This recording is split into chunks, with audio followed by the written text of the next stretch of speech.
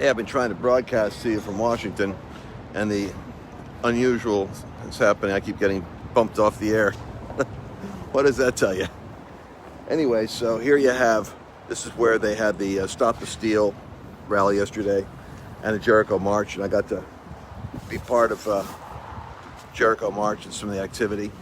And listen, the people are great. You see this movement, it's powerful. I want you to catch this update. So I want to talk about the Supreme Court. I was really looking for a different response from the Supreme Court because when I saw the president say this is the big one, I said, well, this is their best strategy. And you got to know this, that there's a certain amount of cheerleading that's going on. You got to separate the cheerleading from the actual critical path, because when the Supreme Court chose not to hear the case, it was in a sense a decision not to hear the evidence because Texas didn't have standing. A bunch of lawyerese is going to come in here now and say, well, what does that mean? Well, basically, what it means is that Texas doesn't have a legitimate basis for the suit, they're saying. And so the truth of the matter is, Justice Roberts, who's a liberal, does not want the Supreme Court to become the decision maker for the election when you've got the entire oligarchy, big tech, news, elites, Wall Street, all high-fiving each other over the glorious future they think they're going to have while they're toasting with champagne on the Titanic, heading to a global reset where characters like Soros are over there in Europe as the principal party to the new globalist reset world order. And coincidence, wink, wink. He also has a relationship with the Dominion Software, where he's got his number two guy actually who's running the project. So this is like something out of a novel. Our disappointment, I want to get this real clear, is that the justices that Trump put on the court went along with the decision. Only Thomas and Alito saw that, let's just hear the evidence.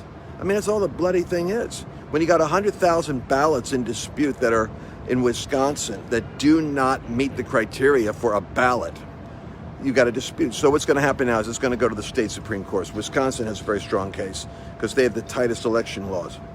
But the thing is, if the Supreme Court signals it doesn't have the courage to want to overturn or see the evidence, which would result in action that would nullify electors or take a course of action. The problem is, I'm told, there was no course for remedy.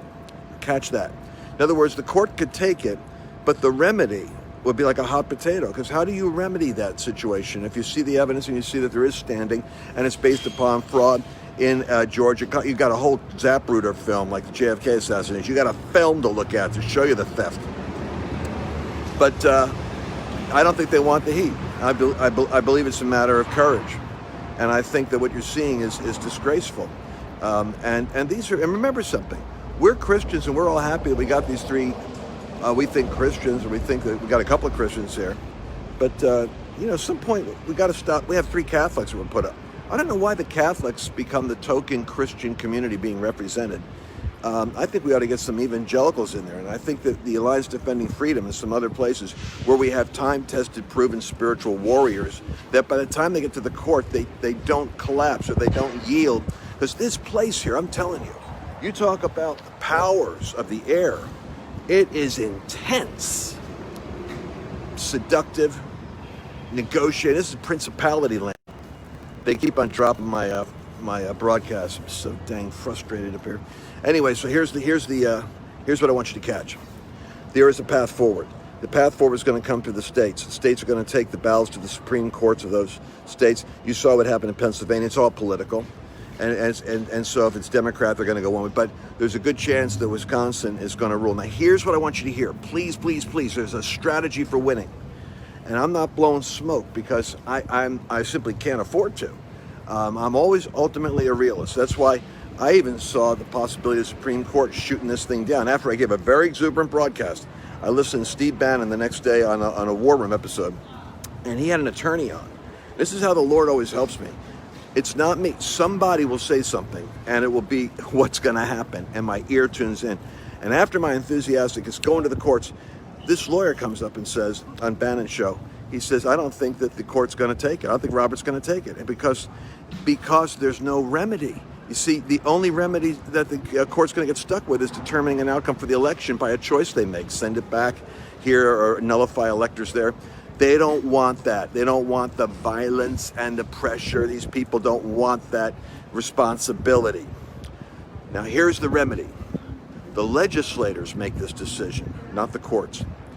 In every state where you guys are showing up, now please hear me, in Wisconsin, Pennsylvania, Georgia, as you guys put the heat on Republican legislators and you let them know you want to be a one-term state senator, I hope you like your $25,000 or $30,000 stipend, you get it once. All the connections you have, all the aspirations you have, in fact, your whole political reputation is now going down, because if you don't stand for an investigation of this fraudulent election, you will not be reelected. The base is that mad, that strong, that big, and that significant that your political aspiration, you go back to real estate and law because you're done with politics. And I'm very serious about this. That message has to go to Congress, congressmen, has to go to your legislators. And it ought to go to your governor and your secretary of state, whoever's Republican in your state. And you ought to let them know, we're that serious about this. Because this is going to come down to every vote being counted. And you know the votes we may end up counting? The legislators, the congressional votes, and the governors and the heads of the party. I don't want this thing so that waffly country club rhino Republicans can ride Trump's coattails and then get rid of him because they don't want the fight, because they're afraid of the pushback. We got to let them know, you're afraid of the Democrats, you're afraid of what they're going to do?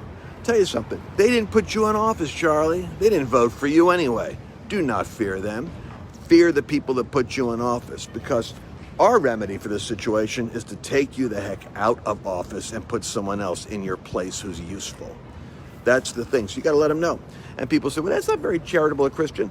Well, you better be a Christian that grows up, because that's exactly how you use your wits and how you use your influence and you persuade. Does that make sense? Call the legislators and let them know, because right now what's happening is in Pennsylvania, in Georgia, in Wisconsin, in Arizona, they're suddenly having an awakening. They're waking up and going, wait, there could be a fraud that's been done here. We need to see the evidence. Oh, suddenly the states are suing themselves. It's hilarious, actually. If I'm reading this correctly, you got Pennsylvania now, Republicans or legislators are suing the state. They were silent before, but now they're awakening. And what we're finding out is those that take a stand, and we can name them in Arizona, we can name them in Pennsylvania, they have a political future. Those that don't will be primary. That's the language you use. Meaning when they're up for re-election, we're going to put someone up in their place. We're going to run against them. Does that make sense? Now you put that pressure on the legislators and they'll get a backbone. Because evidently, there's two kinds of people. Those that are motivated by self-interest and those that are patriots. I'm talking to patriots. You know what to do. All right, I'll be talking to you later. Say hi, everyone. Hello. Well, we have to start young. We have to start young to recruit them. 5K people. 5K, that's 5,000. All right, guys. No, Liberty, get in the car. Get in the car. No. I'm recruiting everyone to go to these protests. All right. Bye. Bye. Hey, if you liked this video today, you could help me out by leaving some comments. And, you could vote up this video. Just give me a like sign and click on like so that I know if this is working for you. And also share it with your friends, because our entire movement is based upon people sharing ideas with other people. And if you want to be regularly notified about these broadcasts, then you want to subscribe so that you'll be able to get the latest material as soon as it comes out.